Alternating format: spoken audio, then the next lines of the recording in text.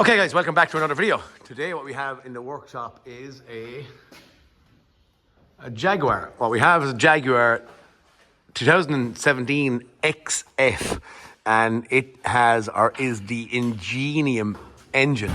Now, what's my task today? I've never done one of these. I do believe they're troublesome, but there's a timing chain in here to be replaced. Now it's I'm trying to find probably the easiest way of doing this. I have been looking at Autodata, etc., to see repair times and stuff, and they're stating that it should be done in about 12 hours or so. And they also do state that you need to remove the automatic transmission. So what I'm starting to do, and I've just done ahead of actually schedule, I've pulled out a small few bolts around here, and I've also pulled out a starter motor, which lives up and in there. What I'm trying to pinpoint or prove to myself is, not prove to myself, to see is how I can get in at my torque converter bolts. And so starter motor is really easy. There's two bolts actually from the opposite side, and then the nut on this side and the block connector. But I'm going to pull out the gearbox to start it. Where am I going to be at? I'm pulling off the drive shaft, and I'm hoping that that section of it would slide back a bit so I don't need to disassemble all of this stuff. At that point in time then I'm going to get out maybe our oil feeds here. We have a gear cable coming from a motor here going on. I don't know, do I actually have to take off that or the cable? Yes, I do. Oh, actually that's only a cable for releasing the actual, I'd suggest when it's in park if a battery goes flat. Neither here or there, it is joined up and runs up onto the engine, so I'm going to disconnect it off of here. After that then I'd say it's just a couple of electronic plugs and stuff, which I can't even see. I can see one block connector sitting in there, which is not hard to see, but you can see it actually sitting in there.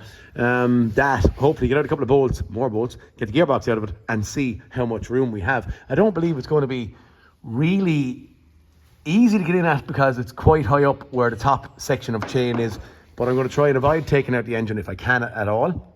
And there is special locking tools for this, but this timing chain is only being done as a precautionary thing, and because it's being done as a precautionary thing, my timing is right, car's driving perfect. What I'm going to do is I'm going to do it without locking tools. So I think I'll only show you that stuff later on where the marks and stuff are sitting around there, and this can only be done, there's a little mark in here somewhere. This can only be done because the actual chain is intact and are good. Going to get the transmission out of it. Next snippet is going to be when the gearbox is out on the ground and we can get up and see a little bit of stuff up here and see what we're up against, okay? Okay, just a fast little show of where the torque converter bolts are, if you can see them just in there. And I'm spinning the engine here just with an extension to get them out, okay? There's only 4 bolts actually in bolting the torque converter onto the engine, which is a small quantity. Because of the big plastic oil pan, all I done was a transmission stand, and I just have timbers actually sitting in there. They're not wickedly tight actually, to be honest with you. Probably not much weight in the box, but we are coming down at this point. Oil pipes here just taken off and blocked so I don't lose any oil.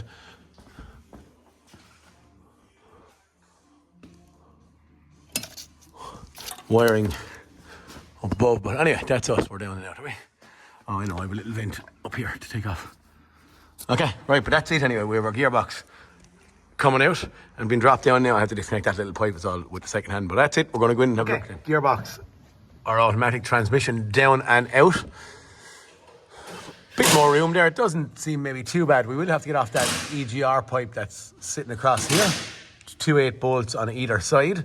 That will then get us up, hopefully, to that little cover that's sitting up there. And then I'm just start pulling out bolts out of my ring gear there. That's it then, I suppose. A rank of bolts sitting around, and that should come off without taking off any sump related items or components. Yeah, just the bolts dotted all the way around. Hopefully this should come out easy enough. I see 3 little size 8s heading down the way. For this plate, I'm probably going to take off the backing plate first here. As I said now, this looks, when I'm in here working on it, it looks like someone has been in here before me. So potentially this chain has come off and is being renewed at some other stage. But for now anyway, we're getting in there. Our instruction is to change it, so that's what we're going to do. Removed, a couple of bolts removed. took out that little cover there just for viewing purposes. Up here, where that little cover is sitting around there, covering the camshafts, I'm about to take off a little bit of a bracket and a couple of bits of wiring harnesses, block connectors, what do you want to call it, coming from exhaust temperature sensors and stuff. I'm rolling on. I'm going pulling out a couple of bolts around that cover because I can't get out that bolt out of there with the cover in situ. So to get that off, up to take off that piece, I need to take off this piece. Relatively good. I have like a handy bit of room there, so my fingers look will outstretch fully.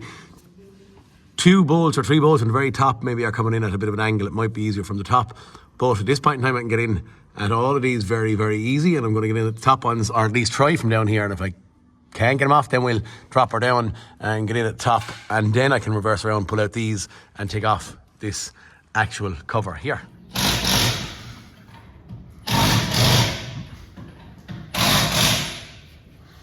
Okay, that was actually nice, and the gasket is... the gasket is in there rather than sealer, so that is of benefit. It comes off kind of nice and handy without having to fight with it to get it off, so that bit is off. Seems to be plenty of room up there to get into stuff. Okay, now a couple of bolts, get off that cover. I have, what did I do? Took out all the bolts, cover is starting to come loose. Now, I used, we call it a little Superman's finger, we call it. Really, really thin, but I just tapped that in there at the starting point. Then I put in a little pry bar in there, just gave it a couple of levers, and lo and behold, it's starting to come off. I just, seems like it's relatively free. I did dribble out a bit of oil, so have I something caught? Oh, okay, she's off. Okay, our first look in there. Interesting. As I said, now I do feel when I took it off, actually a pool of oil came down. So there's our cover. It all looks really interesting. Now I'm not going in at these balance shafts. I'm only just going to change this chain and what our bits and pieces are in that box down here, and the oil seal on the back, but that's as much as I am going to be renewing at this point in time. So I'm hoping I'll turn the engine a few times from the front. I'll line up what we need to line up, and hopefully this is going to come off and be swapped around relatively simple and easy. Now I don't know distance wise whether, I don't think that's wrong with this chain, but distance wise whether that's going to be too much or too little for our tensioner to be out. Top one, hard to know. I don't think there's much wrong with this chain. As I said, it's a 2017 car, and I do feel like this was done at some stage before me. Just from, you know, the little sealer marks, it just don't look, oh, it looks like a very, very comprehensive job now in all fairness on it, but it is definitely has to be done at some stage. So here we're going to put in our chain and we're going to roll on from there. I'll get my marks lined up and I'll show you more in a second. Okay, this all looks relatively easy and straightforward once we're in there. There is a special locking tool now for locking the two cams. There's also a locking tool for locking the VVT pulleys and stuff. And there is a special tool that sits on the front to lock the actual crank. We have no issue and are no concerns with our timing or any of that, so we're going to go with what we have. So I'm rotating the engine around.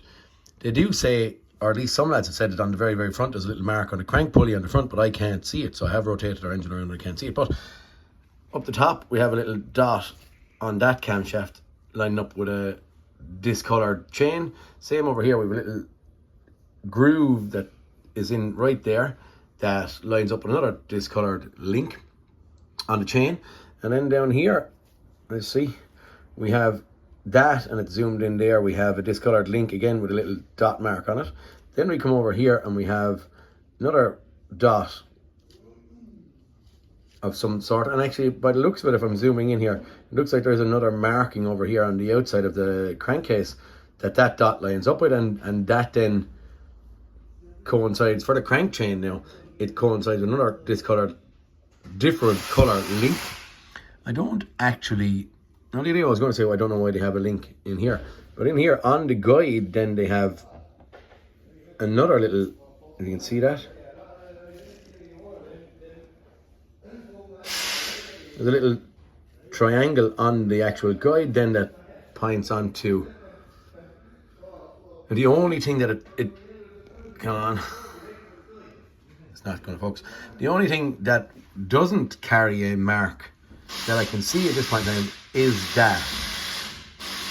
And that in theory should be locked with that, which is definitely needed if you're going to. I should in theory have locking kits, and lads will say to me, why don't you have it? It's the first one I've ever done. I'm going to go in and see is it possible, and if it's possible then I think I have more of them, which I could do because I have a Discovery out there needs a chain as well, which is the same Ingenium engine. But for now anyway, I just think this is straightforward. I'm going to run it around and get my dots and stuff lined up to where they should be. And before I take off anything, then I will be doing my very old-fashioned and maybe very antiquated mark on something here, and I'll also mark the crank pulley on the front. Once that's done, everything else is fairly straightforward. But again, in pure Peter Kennedy style, I will be marking everything that I think could go wrong on me to overcome anything that any misdemeanors, discrepancies that can arise from me. But that's kind of it. I'm hoping that once I get out this guide here, that I'll be able to get enough free space to get the chain off, either off here or off here, and I get the chain out without loosening any of these pulleys. And that's fairly much it, is it? There's a couple of little guides and stuff that we're going to change, and I see there's one hanging just there. It's actually clipped into the block, but it all seems pretty straightforward. I'm going to get this thing off in hand and see what we're doing. Okay, I have rotated my engine around. I'm not touching the front, and I only just put my little homemade markings, as you can see, up there on the pulley at the front, rolling around the back and around the back.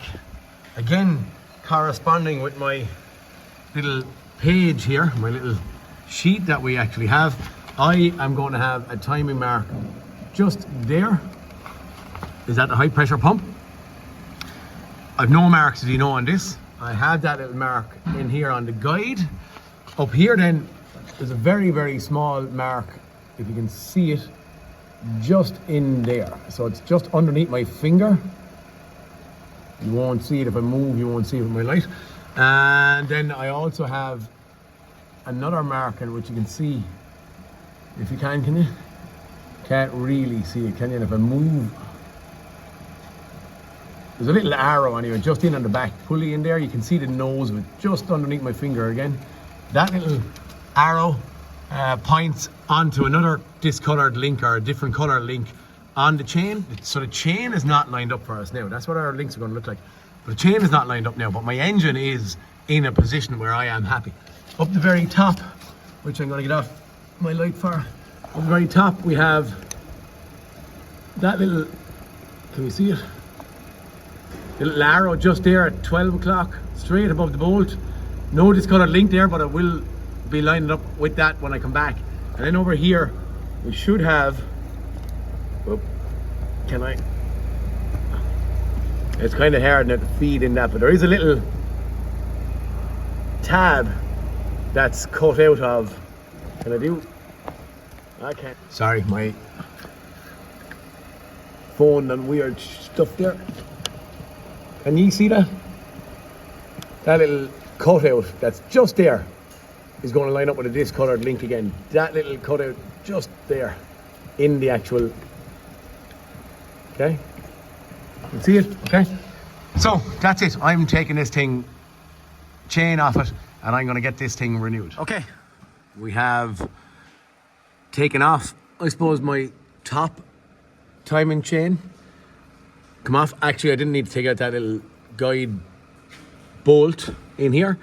I did need to take out the other one sitting in there for the top guide to come out. And did I need to undo something off the top chain? No, the actual top chain came off. Once I had these two guides out, the top chain came off relatively handy and easy. And once I had that off, then I came down the bottom. I took off my bottom tensioner. And then once the tensioner was out, I took off the guide that was sitting here. I did need to take a little bolt sitting there that the guide pivoted on out. I also then, down here, the little guide that's down here, I didn't need to take out these two little pins that it slides in on. It'll only slide off once the chain is not holding it in place, dare I say. But that is it. So there's all our bits and pieces off. I'll show them to you actually. So thrown down on the ground, we have the gears, the guides, tensioners, etc. And sitting up here then, we have tensioner from bottom timing chain, guide, gear. And there's our discoloured links. That's on the main chain on the bottom.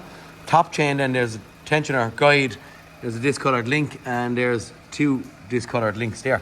So that is it. We're going to start refitting or reinstating this stuff, and away we will go from there. Okay, the way I've put it on then is I just put in that gear in it, and while on that I actually put the gear in with the mark lining up so you can see the discoloured link up there, and you can see the marking, or can you? Yeah, you can see it shadow, but you can see the mark right there. I can get that that's awkward to see, but anyway, trust me, the marks are lining up there. Coming over here then, my discoloured link is on that little yellow dot that I put on it. The other one is sitting in this position for my guide, and that's where I'm going to start rolling in a couple of bolts and stuff. Well, sorry, at least, yeah, a couple of guides and that little freewheel pulley. There's actually, what I would suggest is every bit of torque that goes from here, or resistance even from here to here, is being taken through that gear. So that gear to that gear has to be a fairly robust item that's going to take 5, 4, 3, whatever, 1,000 RPM through this to up. So yeah, there's a bit of pressure on that one, and it's only a bearing inside, and it's just a standard little roller bearing. But anyway, on with the other couple of bits. First chain in and on, sitting up there. All our little links are lining up to what we want. Didn't pull the pin on the tensioner as of yet. I'm going to leave it off until I start fitting on my top chain. Okay, time for round number 2, second chain to go in now. Okay, section number 2 in and done. I know it's kind of dark there. Chain is sitting on. Again, the way I put it on was I actually hung the chain on around, what one is that? It's the exhaust camshaft over there with the VVT on it. Then I actually hung it down around and onto here when I had that little mark. The marks are actually really hard to see, hence I put just a little touch of yellow paint on it. And then I hung it back onto this pulley. So this seems to be the one that we can put on last, which is the easiest. I can tell you why, and it's more awkward, to be honest with you. What's happening is the cams are spring loaded, and when you take it apart they go boom around to one side, just because of the valve springs that are pressing on a lobe or whatever it may be. So that makes it awkward to hold them in a position to reinstate the chain. So what I done, look, just stupidly, I had that little yoke, which was a camshaft locking tool, but it would not fit in there, too small. So all I done was I put spanners on, I put back in that bolt, and I just put a spanner on to hold them against the spring-loaded way to stop it springing anywhere, okay? Hung on the chain, put in my spanners, held it in roughly the right position, sat it kind of on, and once I'm happy enough that they're all in place, I actually probably should have just turned on the camera on my phone, but you see little yellow marking on the, I put that on the little V groove that's there. And then if we come over, I should have done this earlier on, come over to here, let's see, can I see that? Okay, there, you can actually see where the little line on the pulley is lining up with that actual discoloured link, and you have already seen that little one in there. Again, the little divot is just here.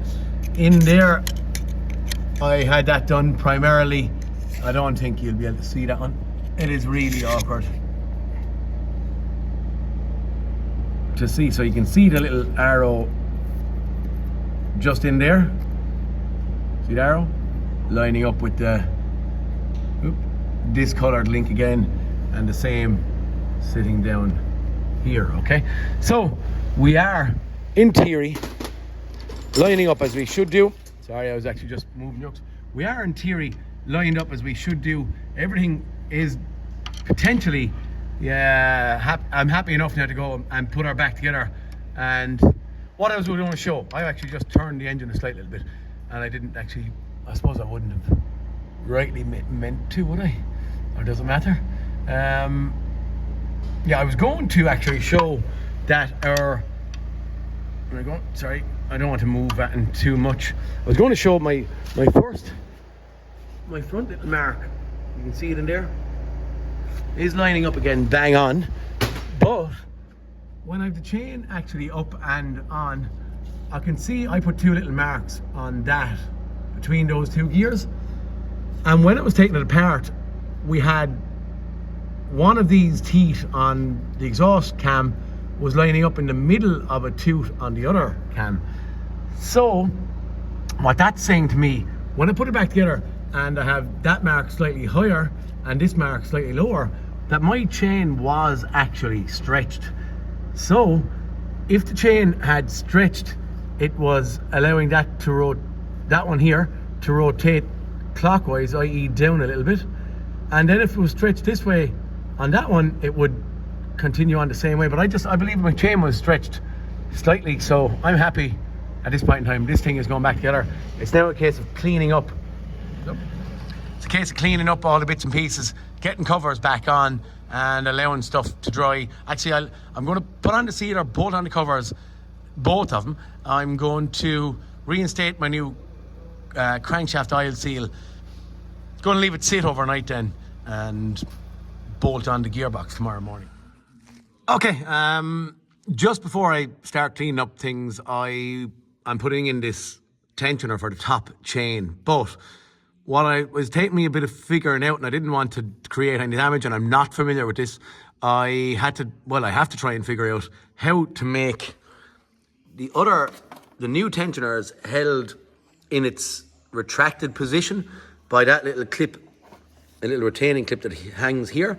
So what I'm having to do is, if we can see it up there, I'm actually putting a screwdriver in between the tensioner and, we'll say, the plunger and the guide, if that makes sense. And I'm going to push the plunger back that way, and then the clip that's actually sitting somewhere around here gets pushed forward, if that makes sense, into that little groove that's sitting in there. I'm hoping that I can just push it back, which you done. Cool, that actually worked. And once I pushed it back in, now I can, interesting, deadly. Right, I didn't, that's an interesting little one. I didn't know that. So just basically, yeah, I'm pushing the tensioner, the plunger back in that way. Maybe you could go again if you wanted up between the chain and the actual guide, but I don't like damaging anything there. So that's it, tensioner is tightened. But it took me a moment or two to figure out that, why. I had to take it in or out once or twice to figure out why I couldn't get it to actually release. I was trying to push it out and it wouldn't come out, and I was saying, what the heck's going on here? So out it came, we have to push it that way, and then it back out, okay? Okay, everything double checked in here. Sealer put on little run of sealer, you can see it here. I actually double up and I put a run of sealer on that actual cover as well. I just want to be sure that I'm not going to have any leaks.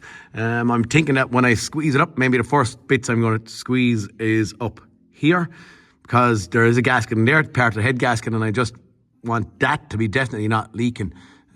All this I'm quite confident about. So it's time for the cover to go up and on. Actually, someone has said that they leak sometimes from around these two bolt holes. So again, sealer in there, and I also done a little bit on the two little rings there. So time for the go on. Everything double checked and we're ready to go. Okay. Top, what would I call it? Top of the engine cleaned up and sealer and stuff taken off of it. Bit of sealer on a gasket here. I put it on a little sliver on both sides of it. I have that cover on, tightened and torqued. So we're coming there. We're starting to get back together. Clean up that little sliver of oil when I'm putting in my new seal in there. But that's it. Fit on that then and squeeze up my top bolts. At this point, I have my cover squeezed on up the top. I put on the 3 or 4 brackets up there.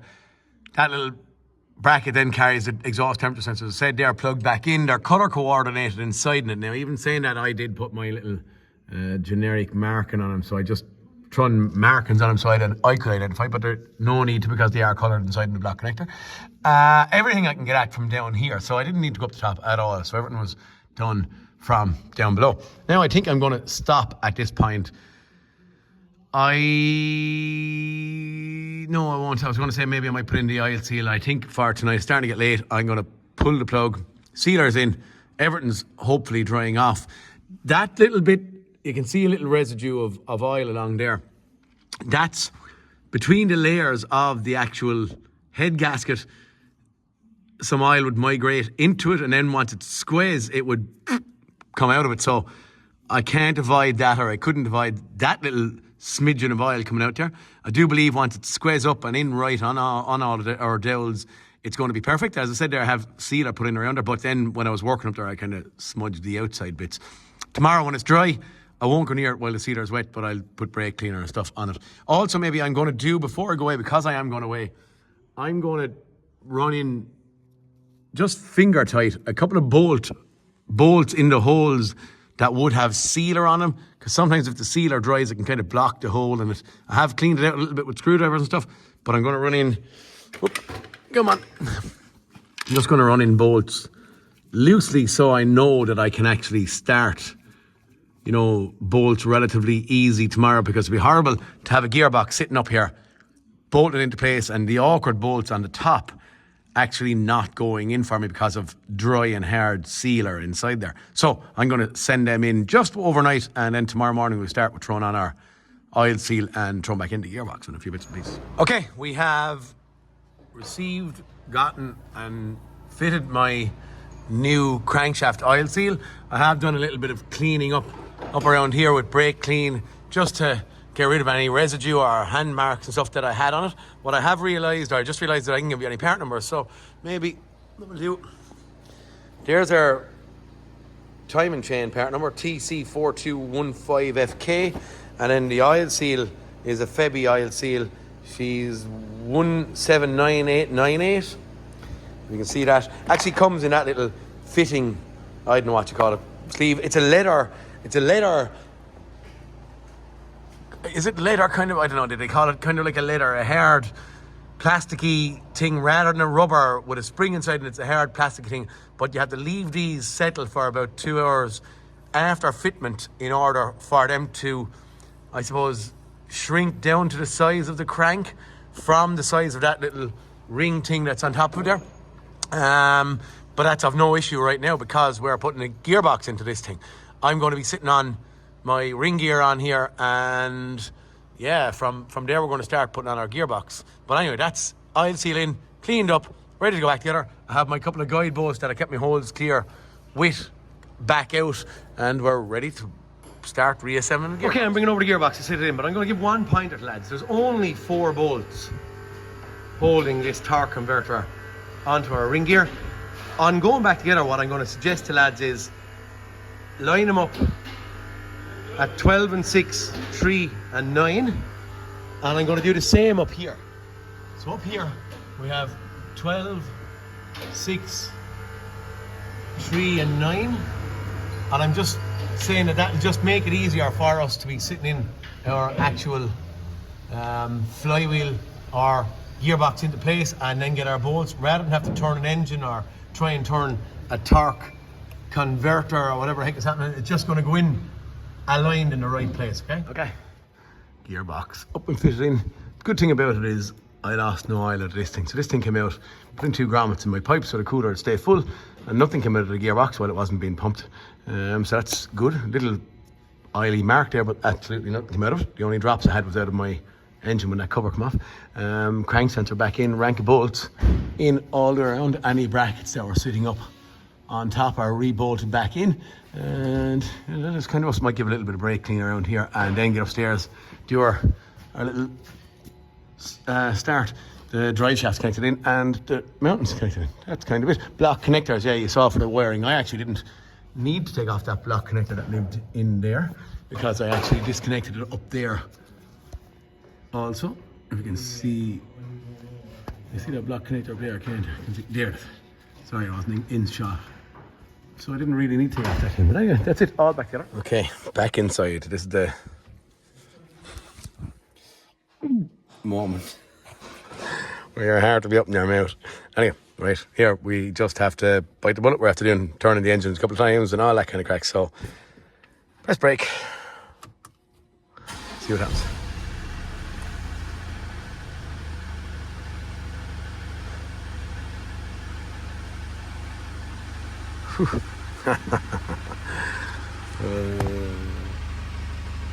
Anyway, there she's going. No lights on.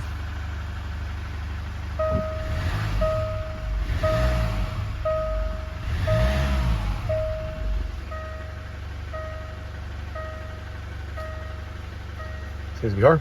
Get out on the road a couple of miles.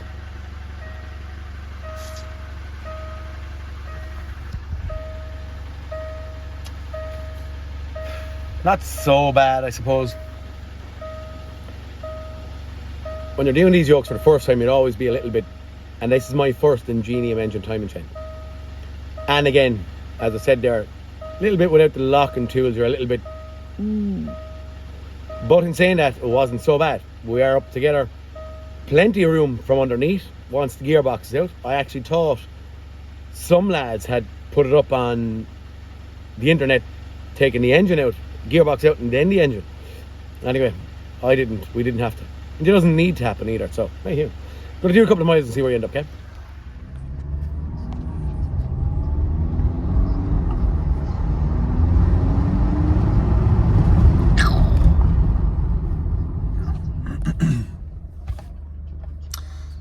Couple of miles getting done, lads.